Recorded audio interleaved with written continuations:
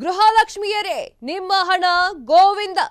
ಉಚಿತ ಹಣವನ್ನ ನಂಬಿ ಕೂತ್ಕೋಬೇಡಿ. ನಿಮ್ಮ ದುಡ್ಡು ಬರೋದೇ ಸಂದೇಹ. ಸರ್ಕಾರದ ನಿಯಮವನ್ನ ಮೀರಿ ರೇಷನ್ ಕಾರ್ಡ್ ಪಡೆದುಕೊಂಡಿದ್ದೀರಾ? ಹಾಗಾದ್ರೆ ನೀವು ಈ ಸ್ಟೋರಿಯನ್ನ ನೋಡಲೇಬೇಕು.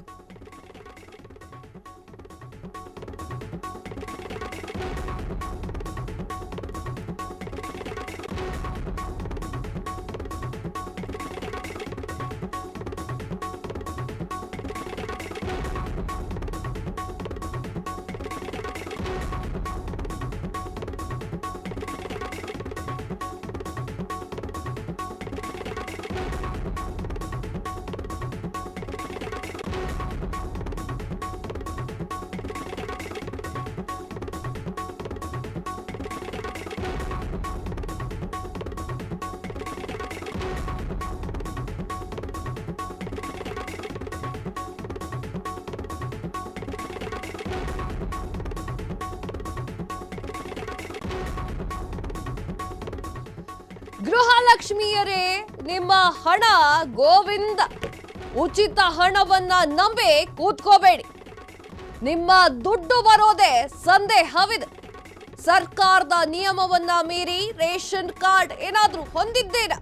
ಹಾಗಾದ್ರೆ ನೀವು ಈ ಸ್ಟೋರಿಯನ್ನ ನೋಡಲೇಬೇಕು. ನಿಮಗೆ ಅಕ್ಕಿನೂ ಇಲ್ಲ, ಹಣನೂ ಇಲ್ಲ. ನಿಮ್ಮ BPL ಕಾರ್ಡ್ ರದ್ದಾದ್ರೆ ಹಣ ಬರೋದೇ ಇಲ್ಲ.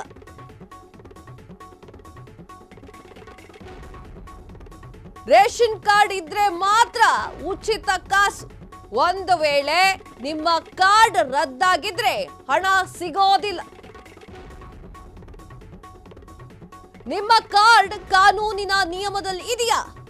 ಹಾಗಾದ್ರೆ ನಿಮ್ಮ ಹಣ ಸೇಫ್. ವಿಚಾರ ಇಷ್ಟೇ, ಯಾರಾದ್ರೂ BPL ಕಾರ್ಡ್ ಅನ್ನ ಬಿಲೋ ಪಾವರ್ಟಿ ಎನ್ನುವಂತಹ ಅಂದ್ರೆ ಬಡತನ ರೇಖೆಗಿಂತ ಕಡಿಮೆ ಇದ್ದವರಿಗೆ ಅದನ್ನ ಕೊಡ್ತಾರೆ. ಅದು ಬಿಟ್ಟು ಶ್ರೀಮಂತರಾದ್ರೆ ಅವರು ಕೂಡ ಒಂದಿಷ್ಟು BPL ಕಾರ್ಡ್ಗಳನ್ನ ತಮ್ಮ ಹತ್ರ ಇಟ್ಟುಕೊಂಡಿದ್ರೆ ಹಣವನ್ನ ಕೊಟ್ಟು BPL ಕಾರ್ಡನ್ನ ಆಗಿನ ಕಾಲದಲ್ಲಿ ಖರೀದಿ ಮಾಡಿ BPL ಕಾರ್ಡ್ ನಮ್ದು ಅಂತ ಹೇಳಿದ್ರೆ ಈಗ ಅವೆಲ್ಲ BPL ಕಾರ್ಡ್ ಕೂಡ ರದ್ದಾಗ್ತಾ ಇದೆ.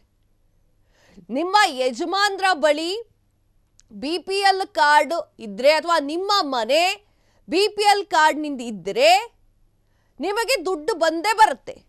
APL ಅಲ್ಲಿ ನೀವಿದ್ಕೊಂಡು BPL ಕಾರ್ಡ್ ನಮ್ದು ಅಂತಂದ್ರೆ ಗೃಹಲಕ್ಷ್ಮಿಯ ಹಣ ಬರೋದೇ ಇಲ್ಲ ಅಂತ ಹೇಳ್ತಾ ಇದ್ದಾರೆ ಸರ್ಕಾರದವರು. ಲಕ್ಷ್ಮಿ ಹೆಬ್ಬಾಳ್ಕರ್ ಅವರು ಇಷ್ಟು ದಿನ ರೆಸ್ಟ್ ಅಲ್ಲಿದ್ರು, ಅದಕ್ಕೋಸ್ಕರ ಹಣ ಬಂದಿರಲಿಲ್ಲ. ಈಗ 6,000 ಹಣವನ್ನ ಮಹಿಳೆಯರಿಗೆ ಕೊಡ್ತಾ ಇದ್ದಾರೆ. ಇನ್ನೂ ಕೆಲವೊಂದಿಷ್ಟು ಜನ ಫ್ರೀಡಮ್ ಟಿವಿಗೆ ಮೆಸೇಜ್ ಮಾಡ್ತಾ ಇದ್ರು, ಕಾಮೆಂಟ್ ಮಾಡ್ತಾ ಇದ್ರು. ಕಾಮೆಂಟ್ ಅಲ್ಲಿ ಹೇಳ್ತಾ ಇದ್ರು ಏನು ಅಂತಂದ್ರೆ, ಮೇಡಮ್ ನಮ್ಮೂರಿಂಥದ್ದು ನಮ್ಗಿನ್ನೂ ದುಡ್ಡು ಬಂದಿಲ್ಲ ಮೇಡಮ್ ಅಂತ. ಒಂದು ಸಲ ಹೋಗಿ ಚೆಕ್ ಮಾಡಿಸಿ BPL ಕಾರ್ಡ್ ನಿಯಮದೊಳಗೆ ಇದೆಯಾ ಅಂತ. 4 ವೀಲರ್ ಇಟ್ಕೊಂಡು BPL ಕಾರ್ಡ್ ಇಟ್ಕೊಂಡಿದ್ರೆ ನಿಮ್ಗೆ ದುಡ್ಡು ಬರಲ್ಲ. ಯಾವುದೇ ಸೌಲಭ್ಯಗಳು ಗ್ಯಾರಂಟಿ ಯೋಜನೆಗಳು ಬರ್ತಾ ಇಲ್ಲ. ಆ ಥರ ಇದ್ರೆ ಒಂದ್ಸಲ ಹೋಗಿ ಚೆಕ್ ಮಾಡಿ ನೋಡಿ. 4 ಚಕ್ರದ ವಾಹನವನ್ನ ಇಟ್ಕೊಂಡು BPL ಕಾರ್ಡ್ ಇಟ್ಕೊಂಡು ಹಣ ಬರ್ತಾ ಇಲ್ಲ ಅಂತಂದ್ರೆ ಕಾರಣ ಇಷ್ಟೇ, ನೀವು BPL ಕಾರ್ಡನ್ನ ಅನಧಿಕೃತವಾಗಿ ಯೂಸ್ ಮಾಡ್ತಾ ಇದ್ದೀರಾ.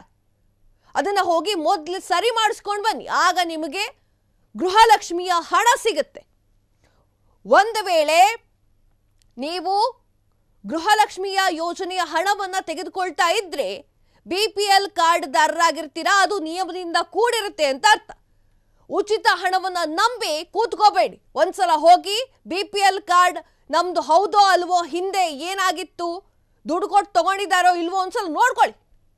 ಸರ್ಕಾರದ ನಿಯಮವನ್ನ ಮೀರಿ ರೇಷನ್ ಕಾರ್ಡ್ ಅನ್ನ ಪಡೆದಿದ್ದೀರಾ?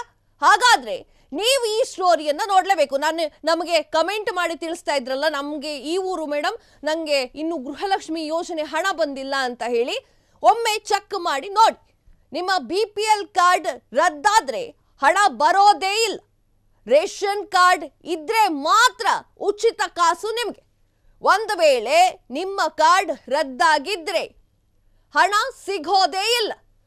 ಯಾಕೆ ರದ್ದಾಯ್ತು ಅನ್ನೋದನ್ನ ಪ್ರಶ್ನೆ ಮಾಡುವಂತಹ ಅಷ್ಟು ಸ್ವಾತಂತ್ರ್ಯ ನಿಮಗೆ ಕೊಟ್ಟಿದ್ದಾರೆ ಸರ್ಕಾರದವರು. ಹೋಗಿ ನನ್ನ ಕಾರ್ಡ್ ಯಾಕೆ ರದ್ದಾಗಿದೆ ಅಂತ ಕೇಳಿ. ಏನಾದರೂ ಕಾನೂನಿನ ನಿಯಮದ ಅನ್ವಯದಲ್ಲಿ ನಿಮ್ಮ ಕಾರ್ಡ್ ರದ್ದಾಗಿದ್ದರೆ ಆ ವಿಚಾರವನ್ನು ನೀವೇ ನೋಡ್ಕೋಬೇಕು. ಇಲ್ಲ ನಮ್ದೆಲ್ಲ ಸರಿ ಇದೆ ಆದರೂ ರದ್ದಾಗಿದೆ ಅಂದರೆ ಪ್ರಶ್ನೆ ಮಾಡಿ. ನಿಮ್ಮ ಕಾರ್ಡ್ ಕಾನೂನಿನ ನಿಯಮದಲ್ಲಿ ಇದೆಯಾ ಅಂತ ಹೇಳಿ ಮೊದಲು ತಿಳ್ಕೊಳ್ಳಿ.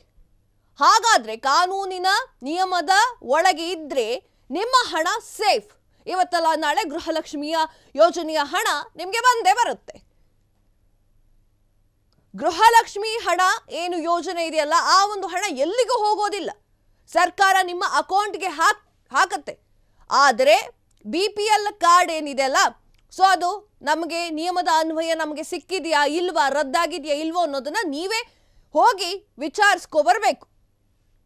ವಿಚಾರ ಇಷ್ಟೇ, ಯಾವುದೇ ಒಂದು ಸರ್ಕಾರದ ನಿಯಮ ಆಗಿರಲಿ, ಆ ಸರ್ಕಾರ ಈ ಸರ್ಕಾರ ಅಂತ ಅಲ್ಲ, ಎಲ್ಲ ಸರ್ಕಾರದ ಒಂದಿಷ್ಟು ಗ್ಯಾರಂಟಿ ಯೋಜನೆಗಳಾಗಿರಬಹುದು ಅಥವಾ ಸೌಲಭ್ಯಗಳಾಗಿರಬಹುದು, ಎಲ್ಲವೂ ಕೂಡ ಬಡವರಿಗೋಸ್ಕರ, ಮಧ್ಯಮ ವರ್ಗದವರಿಗೋಸ್ಕರ ಅಂತಾನೆ ಇರುತ್ತೆ. ಅದನ್ನ ದುರುಪಯೋಗವನ್ನ ಯಾವತ್ತೂ ಮಾಡ್ಕೊಳ್ಬಾರ್ದು.